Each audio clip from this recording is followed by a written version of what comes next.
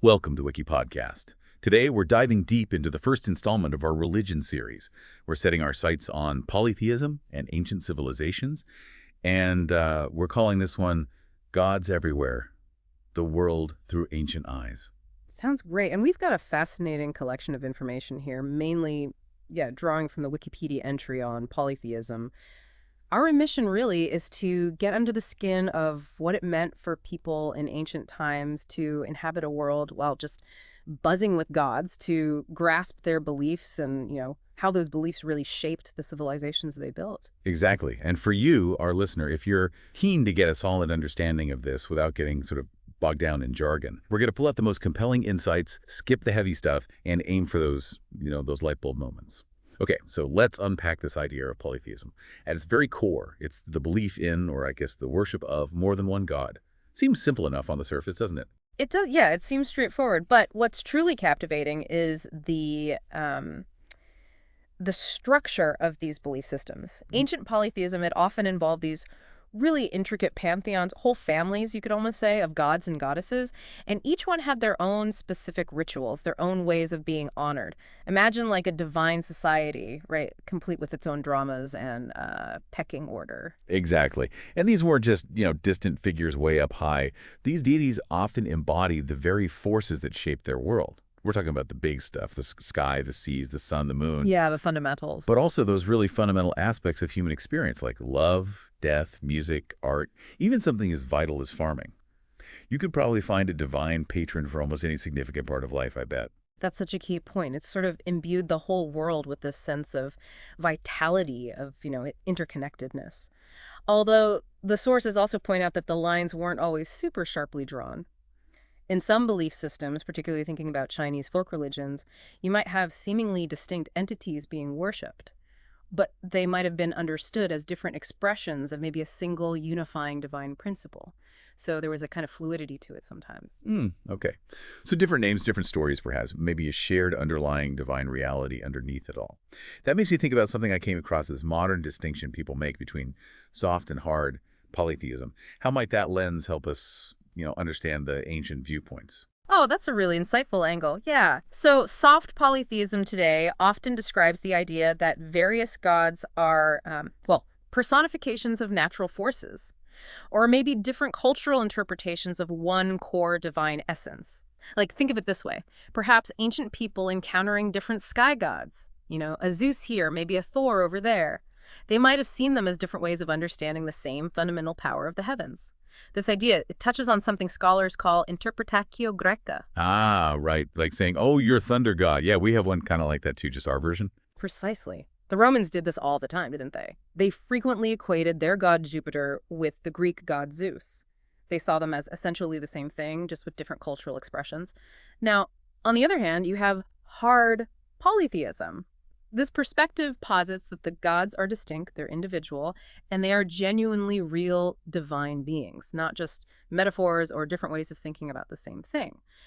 And this view seems to align more closely with our typical image of ancient pantheons, right? Each god with their own specific domain, their own personality. Yeah, that distinction makes a lot of sense, especially when you think about the rich tapestry of individual stories and relationships within those pantheons.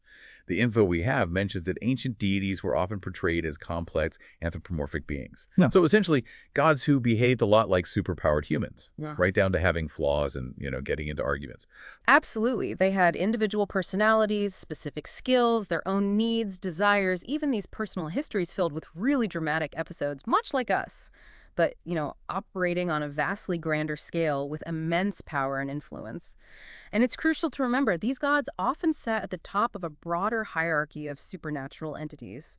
Their world wasn't usually just the major gods.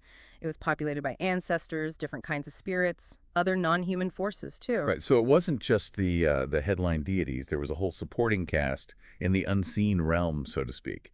The information also outlines these common categories of deities. You've got creator figures, culture heroes. Yeah, those who brought fire or taught farming. Exactly. And then gods associated with different aspects of life, from death, the chthonic deities in the sky, to very specific human things like music or even crafts. It really paints a picture of a world where the divine was, actively involved in pretty much every layer of existence. And what's fascinating here is how this This really pervasive sense of the divine actually manifested in their daily lives.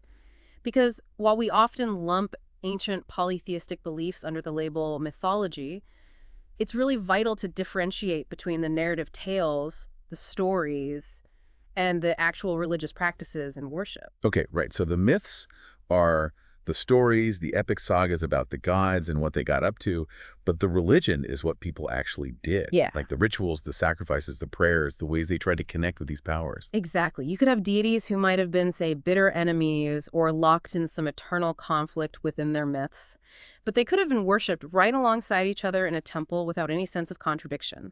The stories often serve different purposes, explaining the world, teaching lessons, maybe just entertaining people. While the religious practices were much more focused on maintaining harmony with those divine forces that they believed governed their well-being. That's a really important distinction. Yeah. Yeah, it stops us from just dismissing these beliefs as, fanciful tale. Mhm. It reminds us they were a lived reality with real consequences for people. The information also touches briefly on the reconstruction of Proto-Indo-European religion and this concept of DIS. That sounds like digging way, way back into our shared past. It is, yeah. It's pretty deep archaeology of religion, if you like. Scholars have worked to reconstruct the ancient religion from which many Indo-European religions are thought to have sprung. And the suggestion is that it was likely a naturalist numismatic faith, so a belief in divine powers inherent in nature itself. Deias is one of those reconstructed concepts. It's believed to represent the sky god, and you see variations of this name and this kind of deity appearing across numerous Indo-European cultures. Think of it like finding the root word for God or sky in lots of ancient languages. It hints at a very deep, very shared religious ancestry. Wow, like a foundational sky father figure stretching across so many different ancient cultures. That really puts things in perspective. Okay, now let's get into some specific examples, because that always helps bring it to life. The information highlights several well-known historical polytheistic pantheons, starting, of course, with ancient Greece and their famous 12 Olympians. Ah, yes, the iconic figures: Zeus, Hera, Poseidon, Athena, Ares, Demeter, Apollo, Artemis, Hephaestus, Aphrodite, Hermes, and then that slightly shifting 12th spot, sometimes Hestia, sometimes Dionysus. And as the info notes, even Hades' position was a bit different, wasn't it? Residing down in the underworld.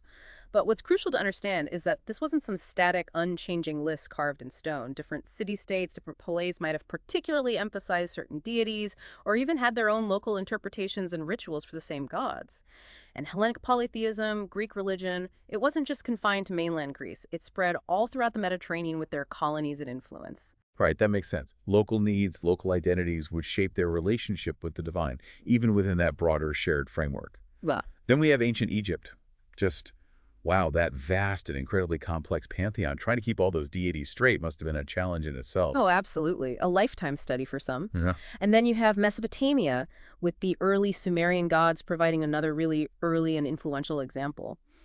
Then moving forward in time, in ancient Rome, which famously integrated and adapted so many Etruscan and especially Greek deities into its own religious system, it really underscores how interconnected these ancient societies were, at least on a religious level. Ideas, and even the gods themselves, were traveling across cultures. It's like a divine cultural exchange program. The info also mentions the Norse Ezer and Vanir, the Yoruba Orisha in West Africa, and the Aztec gods in Mesoamerica. It just showcases the sheer breadth and diversity of polytheistic belief around the ancient world. And it points out how these pantheons often grew and evolved as empires expanded. That's interesting. Yeah, this is a vital aspect. As empires grew, as they incorporated new lands and peoples, their local deities often found their way into the existing pantheon of the dominant power. Sometimes this happened through that kind of equating of gods we talked about earlier, the Interpretatio Graeca or Romana. Other times, though, it could involve the subjugation of one culture's gods to another, symbolically representing conquest, right? Much like the stories of the Titanomachia in Greek myth, the war between the older Titans and the younger Olympians, or the war between the Aesir and Vanir in Norse mythology. Huh. So the power dynamics we see playing out in the myths might actually reflect real-world power shifts between cultures sometimes. That's a fascinating connection. And the example given of the Egyptian god Osiris being worshipped over in Greece really highlights that flow of religious ideas across geographical boundaries. Precisely. It shows how fluid things could be. However, the information also offers a contrasting perspective, which is worth noting. The Greek philosopher Epicurus Now, he acknowledged the existence of gods, but he viewed them as, well, detached, blissful beings totally uninterested in the affairs of mortals, a very different take on divine involvement. Huh. Almost like a divine retirement home, they exist, sure, but they're definitely not answering the cosmic phone. Right. Now, it's easy to think of polytheism as something that just sort of faded away entirely with the rise of the Abrahamic religions, Judaism, Christianity, Islam. But the information reminds us that it's far from just a historical footnote. Exactly. That's a really important point. While monotheistic religions certainly became dominant in many parts of the world, polytheistic traditions have shown remarkable resilience. They continue to flourish today. Think about Taoism, Shintoism, that vibrant tapestry of Chinese folk religion Shinto in Japan, the incredibly diverse traditional African religions, and even the resurgence of neo-pagan faiths in modern times, like Wicca or modern Hellenism, people reconstructing ancient Greek practices. These demonstrate the enduring appeal, maybe, and adaptability of polytheistic worldviews. And the information also highlights the ongoing presence of animistic beliefs, this idea that spirits inhabit natural objects or phenomena. That's often deeply woven into folk religions across the globe, isn't it? It really underscores that the concept of a world alive with spirits and divine forces is a very, very persistent thread in human history and culture. So for you, our listener, what does all of this tell us? Well, hopefully this deep dive has illuminated the ancient world a bit more, revealing how the presence of numerous deities wasn't just a set of abstract beliefs, but it was a fundamental lens, a way people understood and interacted with their entire reality. Yeah, and here's where it gets really interesting, I think, considering how these diverse pantheons and the really complex relationships between gods and humans, how they profoundly shape the cultures, the mythologies, the art, the laws, the daily lives of these ancient civilizations. It wasn't just Sunday best, it permeated everything. Which raises a really important question, something for you to maybe mull over. Yeah. How did the eventual gradual shift towards monotheism in many parts of the world actually alter humanity's understanding of the cosmos and our place within it? Did it foster a more distant relationship with the divine, or perhaps just consolidate that power into a single, maybe more abstract, all-encompassing entity? That's definitely a thread we can pull on and explore further in future deep dives in our Religions series. Absolutely. It feels like we've only just begun to scratch the surface of this vast and endlessly fascinating topic. Thanks for listening. Write us in the comments your opinion on the episode and what other topics you would like us to talk about. Subscribe to the channel to help us reach more listeners. Thank you, and have an amazing day.